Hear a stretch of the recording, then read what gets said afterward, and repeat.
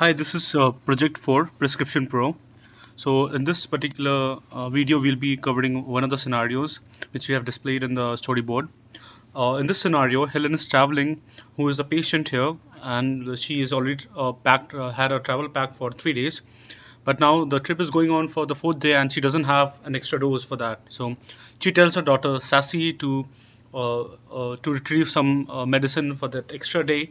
And Sassy is a caregiver, so she is an authorized person to use that particular application. So we're going to walk you through the wireframes for this particular scenario.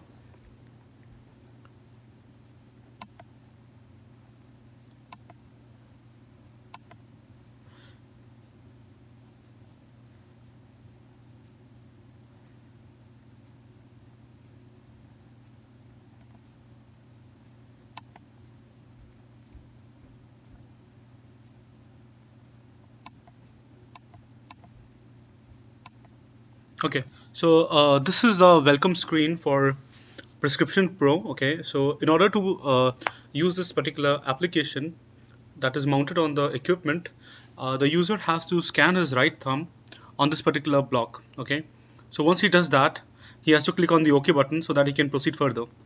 So I'm just clicking on the OK button. Okay, here since the user is Helen's daughter Sassy, so she'll have a unique ID and password. Okay, so she can use the keypad here to enter the user ID and password, and then she can proceed further. So we'll be clicking on this enter button to proceed further. Okay, so this is the menu that is there available with the Prescription Pro. So you can see it has, you can update profile, you can have you can work on prescriptions, you can manage the travel pack, manage the schedule and the settings. So for this particular scenario, since we need to create a travel pack, we'll click on the travel pack here. So you can see the prescription as current.